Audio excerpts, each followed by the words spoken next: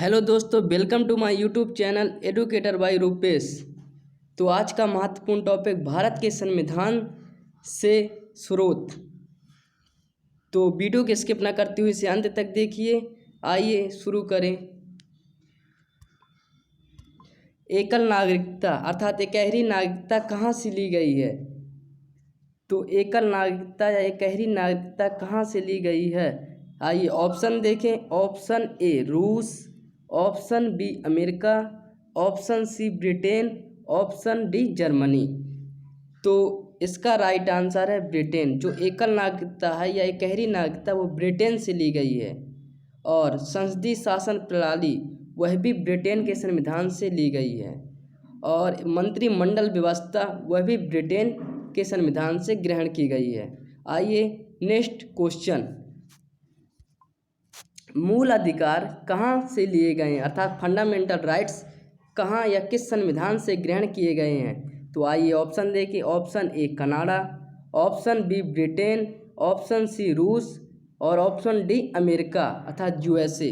तो मौलिक अधिकार अमेरिका के संविधान से लिए गए हैं। कहाँ के संविधान से लिए गए? अमेरिका अर्थात यूएसए के संविधान से मूल अधिकार या मौलिक अधिकार ग्रहण किए गए हैं। आइए नेक्स्ट क्वेश्चन। महाभियोग की प्रक्रिया कहाँ से ली गई है? तो आइए ऑप्शन देखें।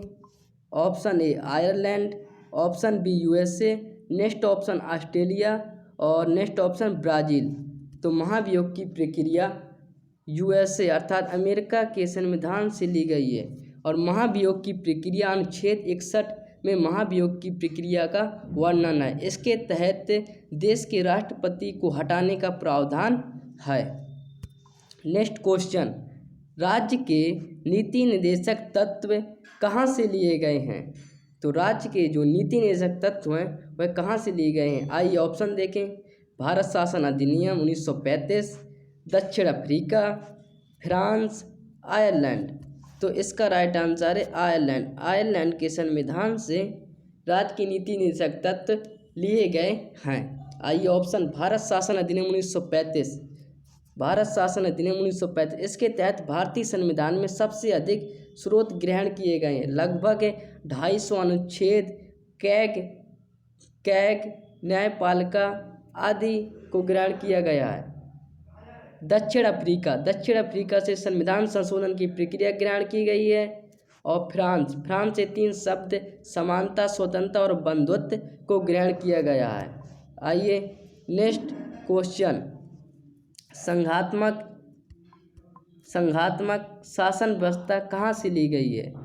तो आइए ऑप्शन नंबर ए चीन, option B Canada, option C Germany और option D none of these अर्थात इनमें से कोई नहीं।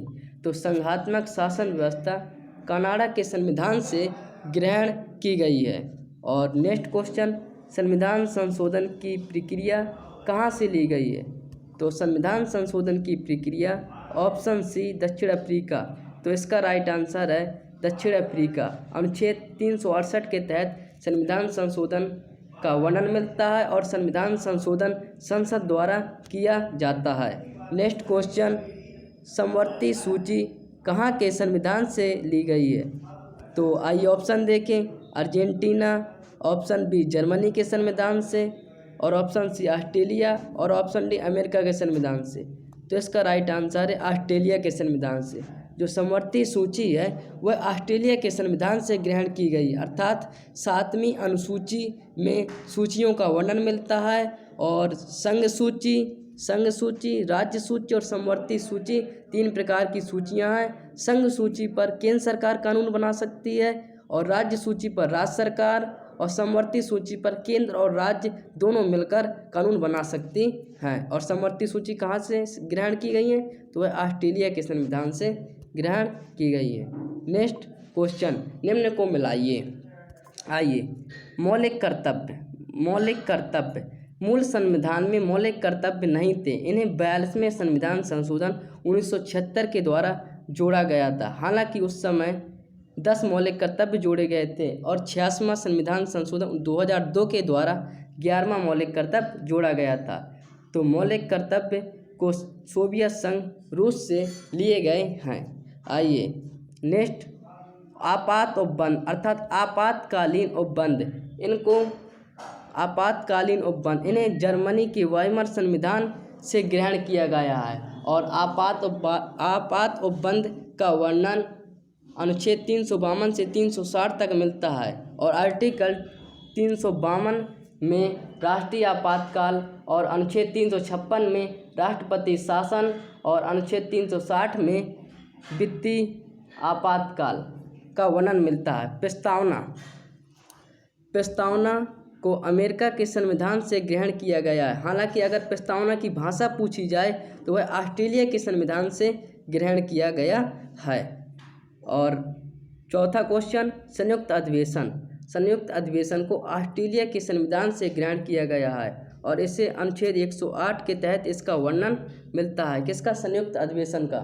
और संयुक्त अधिवेशन को राष्ट्रपति बुला सकता है और संयुक्त अधिवेशन की अध्यक्षता लोकसभा अध्यक्ष करता है। नेक्स्ट क्वेश्चन, समानता, स्वतंत्रता और बंधुत्व कहाँ से लिए गए हैं? आइए ऑप्शन देखें, ब्रिटेन, अमेरिका, फ्रांस और कनाडा। तो इसका राइट आंसर है फ्रांस। अतः समानता, स्वतंत्रता और बंधुत्व फ्रांस से लिए गए हैं। फ्रांस में क्रांति हुई थी और जिससे 3 शब्द निकलकर सामने आए थे, समानता, स्वतंत्रता और बंधुत्व। वह कहाँ के संविधान से ग्रहण किए गए हैं? तो फ्रांस के संविधान से। भारतीय संविधान में सबसे अधिक स्रोत कहाँ से लिए गए हैं? तो भारतीय संविधान में सबसे अधिक स्रोत मैंने पहले बताया है, भारत शासन अधिनियम 1935 के तहत भारतीय संविधान में सबसे अधिक स्रोत लिए गए हैं। ये कई बार एग्जामों में पूछा जा चुका है कि भारतीय संविधान में सबसे अधिक स्रोत कहाँ से लिए गए हैं? तो भारत शासन अधिनियम 1935 के तहत लिए गए हैं। आइए नेक्स्ट क्वेश्चन, भारतीय संविधान की प्रस्तावना और संविधान की विशेषता से महत्वपूर्ण प्रश्न। प्रस्तावना में किस प्रकार की न्याय की बात नहीं की गई है? आइए प्रस्तावना के बारे में जानें। भारतीय संविधान के मूल आदर्शों को प्रस्तुत करना ही प्रस्तावना कहलाता है। और प्रस्तावना शब्द अमेरिका के संविधान से ग्रहण किया गया है। और प्रस्तावना की भाषा ऑस्ट्रेलिया के संविधान से ली गई है। और हम भारत के लोग से प्रस्तावना का प्रारंभ होता है और इसका अंतिम चरण 26 नवंबर 1949 को अंगीकृत किया जा रहा है। तो इसका अंतिम चरण था किसका? प्रस्तावना का। तो आइए ऑप्शन देखें। ऑप्शन ए सामाजिक न्याय, ऑप्शन बी आर्थिक न्याय, ऑप्शन सी राजनीतिक न्याय, ऑप्शन डी धार्मिक न्याय। तो इसका राइट आंसर है धार्मिक न्याय। धार्मिक न्याय प्रस्तावना में बात नहीं कही गई है, अर्थात सामाजिक न्याय, आर्थिक न्याय और राजनीतिक न्याय की बात कही गई है। नेक्स्ट क्वेश्चन, भारतीय संविधान की आत्मा किसे कहा गया है? तो आइए ऑप्शन देखें। अनुच्छेद 32 को, ऑप्शन बी संविधान संशोधन को, ऑप्शन सी प्रस्तावना को, ऑप्शन डी समाजवाद को। तो इसका राइट आंसर है प्रस्तावना को। प्रस्तावना को भारतीय संविधान की आत्मा कहा जाता है। हालांकि डॉक्टर भीमराव अंबेडकर के अनुसार पूछा जाए तो अनुच्छेद 32 को संविधान की आत्मा कहा जाता है। आइए नेक्स्ट क्वेश्चन, विश्व का प्रथम लिखित संविधान कहाँ का है? तो विश्व का प्रथम लिखित संविधान अमेरिका का संविधान है। अर्थात लिखित संविधान से आशय ऐसा संविधान जिसका अधिकांश भाग लिखा गया हो, लिखित संविधान कहलाता है। हालांकि ऐसा पूछा जाए कि विश्व का सबसे बड़ा लिखित संविधान कहाँ का है, तब उसका राइट आंसर भारत का संविधान होगा। आइए नेक्स्ट क्वेश्चन, निम्नलिखित में से अलिखित संविधान का उदाहरण है। अलिखित संविधान से तात्पर्य ऐसा संविधान जिसका अधिकांश भाग लिखा गया न हो, उसे अलिखित संविधान कहते हैं। आइए ऑप्शन देखें। आयरलैंड का संविधान, रूस का संविधान, नेक्स्ट ऑप्शन ब्रिटेन का संविधान और ऑप्शन डी ऑस्ट्रेलिया का संविधान। तो इसका राइट आंसर है ब्रिटेन का संविधान। अर्थात ब्रिटेन के संविधान अलिखित संविधान का उदाहरण है। और ये भी कई बार पेपर में पूछा जाता है और इसमें बच्चे फंसते हैं कि अलिखित संविधान और लिखित संविधान में अंतर क्या है। तो आइए नेक्स्ट क्वेश्चन, संविधान को कब अंगीकृत किया गया था? तो ऑप्शन देखें 15 अगस्त 1947 को, 26 जनवरी 1950 को, 26 नवंबर 1949 को। तो अगर पूछ रहा है भारतीय संविधान को कब अंगीकृत किया गया था, तो इसका राइट आंसर है 26 नवंबर 1949 को अंगीकृत किया गया था। पर संविधान को लागू 26 नवंबर 1950 को, वो 26 जनवरी 1950 को किया गया था। आइए नेक्स्ट क्वेश्चन। N.A. पालकी पाला लिखा है। N.A. पालकी पाला ने प्रस्तावना के बारे में क्या कहा है? तो ऑप्शन देखिए संविधान की कुंजी, ऑप्शन बी संविधान की आत्मा, ऑप्शन सी दीर्घकालीन सपनों के विचार, ऑप्शन डी परिचय पत्र। तो N.A. पालकी पाला ने प्रस्तावना के बारे में परिचय पत्र की उपाधि दी है, अर्थात प्रस्तावना को परिचय पत्र कहा है। और दीर्घकालीन सपनों का विचार यह अल्लादी कृष्णस्वामी अयंगर ने कहा था। आइए नेक्स्ट क्वेश्चन। बेरुबारी संघवाद कब हुआ? ऑप्शन ए 1952 में, ऑप्शन बी 1947 में, ऑप्शन सी 1960 में और ऑप्शन डी 1962 में। तो बेरुवादी संघवाद 1960 में हुआ। आइए बेरुवादी संघवाद के बारे में थोड़ी जानकारी लें, समझें। इसमें सर्वोच्च न्यायालय ने कहा कि प्रस्तावना संविधान का अंग नहीं है, अतः संविधान संशोधन द्वारा इसे बदला नहीं जा सकता, अर्थात प्रस्तावना में संशोधन नहीं किया जा सकता। यह बेरुवादी संघवाद के द्वारा बेरुवादी संघवाद में सर्वोच्च न्यायालय ने कहा था। पर इसके बाद एक बनाम आया जो केशवानंद भारती बनाम केरलवाद आया, जो 1973 में आया। उसमें सर्वोच्च न्यायालय अर्थात सुप्रीम कोर्ट ने अपने उत्तर को बदलते हुए कहा कि प्रस्तावना संविधान का अंग है, इसमें संशोधन तो कर सकते हैं लेकिन संविधान के मूल ढांचे को नहीं बदला जा सकता। तो इसी के तहत 42वें संविधान संशोधन 1976 के द्वारा प्रस्तावना में संशोधन हुआ, पर इसके मूल ढांचे को परिवर्तित नहीं किया गया। और 42वें संविधान संशोधन 1976 में प्रस्तावना में 3 शब्द जोड़े गए थे, समाजवादी, पंथनिरपेक्ष और अखंडता। तो आइए नेक्स्ट क्वेश्चन। उद्देश्य प्रस्ताव या प्रस्तावना को संविधान में कब पेश किया गया? उद्देश्य प्रस्ताव या प्रस्तावना को संविधान में कब पेश किया गया?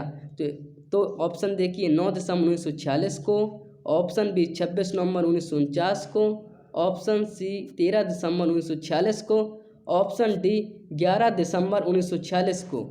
तो उद्देश्य प्रस्ताव को 13 दिसंबर 1946 को संविधान सभा में पेश किया गया था और यह पंडित जवाहरलाल नेहरू द्वारा पेश किया गया था। और इस समय संविधान सभा की तीसरी बैठक चल रही थी और यह उद्देश्य प्रस्ताव आगे चल के प्रस्तावना बना था।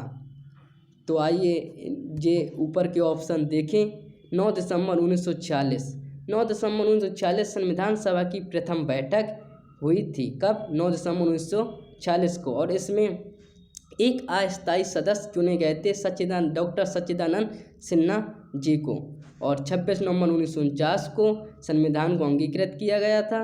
और ऑप्शन डी 11 दिसंबर 1946 को, अर्थात पहली संविधान सभा के 2 दिन बाद दूसरी संविधान सभा की बैठक हुई 11 दिसंबर 1946 को। इसमें संविधान सभा के स्थायी सदस्य डॉक्टर राजेंद्र प्रसाद को चुन लिया गया था।